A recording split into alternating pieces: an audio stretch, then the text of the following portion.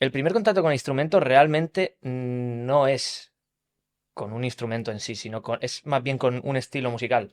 Porque con 13 años me regalaron mi primera guitarra, pero fue por culpa de los compañeros de mi clase, de mi colegio. Porque todos empezamos como a descubrir el metal en general, algunos con el new metal, eran los 2000, entonces estaban muy de moda, algunos tiraban más por el power, etc. No sé si realmente hubiese llegado a interesarme por tocar un instrumento, por la música siempre me ha gustado mucho desde pequeño, pero eso me hizo un clic en mi vida como para decir, hay que seguir a estos chicos, se están comprando instrumentos, yo no puedo, no puedo perderme ahí. Mis padres me regalaron mi primera guitarra a los 13 años y a partir de ahí fue empezar de manera autodidacta a tocar, intentar tocar los grupos que me gustaban. Supongo que al pasar por esa fase experimental de empezar a descubrir grupos y estilos musicales nuevos, creo que tuve como cada época, cada estilo que pasó por mi vida como muy marcado, en plan la época del new metal, la época del power metal, eh, industrial con Rammstein, por ejemplo.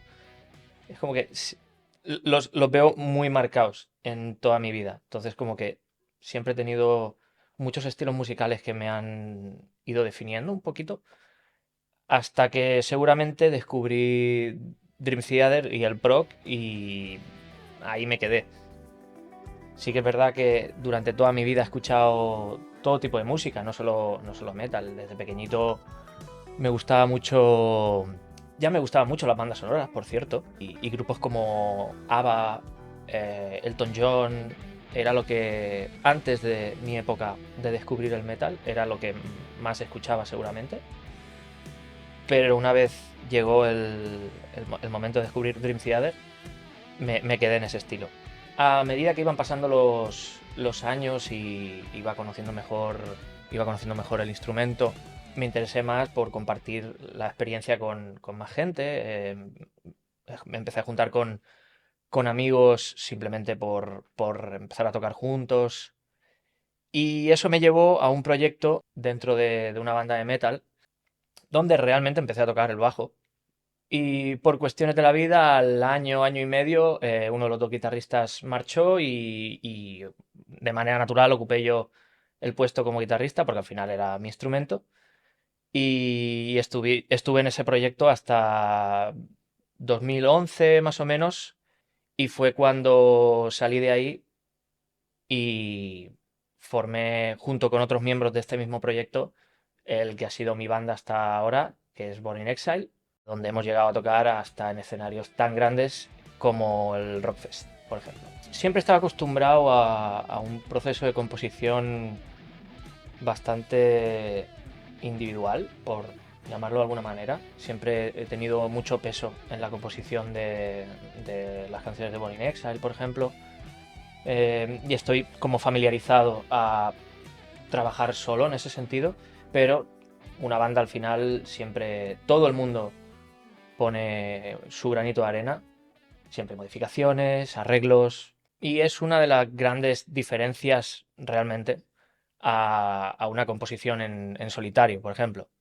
Diría que grabar solo da un poquito de vértigo porque al final te tienes que ocupar de todo, no hay nadie que te frene, entre comillas, y siempre es complicado como acertar en todo lo que estás haciendo.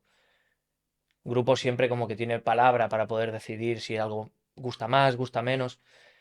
Una de mis grandes aficiones fuera de la música, aunque al final siempre lo acabo relacionando, son los videojuegos. Iba a tener la oportunidad de crear la música original de un videojuego que al final evidentemente no salió bien, pero Underdog nace de esa idea y decidí eh, darle una vuelta. Todo lo que estaba compuesto ya me servía, pero lo que iba a ser música en un segundo plano, quizá, no era suficiente para una escucha en Spotify. Es decir, necesitaba reimaginar lo que eran las canciones y añadir muchísimas más cosas, porque como producto individual o como disco en solitario no era el mismo producto. Lo curioso de este proyecto es que al final era música muy alejada del género que he tocado toda la vida, que es el metal. Tenía ganas de hacer algo más parecido a un estilo más funky, acercarme a bandas sonoras más Xenoblade Chronicles, por ejemplo, o Persona 5. Y la verdad es que me he sentido muy a gusto haciendo como una música nueva, un estilo nuevo para mí también. Seguramente una de las influencias que más me ha marcado para hacer este disco ha sido Cory Wong. El concepto de Underdog viene a posteriori realmente, porque el disco ya estaba compuesto, aún faltaban los cambios y la reimaginación de cómo tenían que ser las canciones. Y quería representar un poco la idea del menosprecio que a veces tenemos, no solo los músicos, sino los artistas en general, con respecto a nuestro arte. Como que nunca es suficiente lo que hacemos, como que no es equiparable el esfuerzo con la recompensa que obtenemos.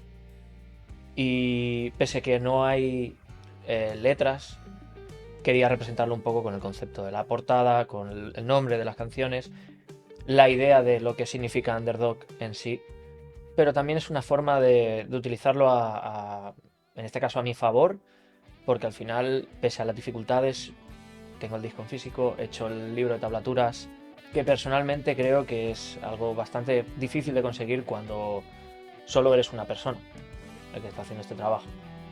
Y pese a que no tengo intención de llevar este proyecto al directo, realmente nunca se sabe, pero sí tengo ganas de seguir probando cosas, componiendo nuevo material en solitario y quién sabe.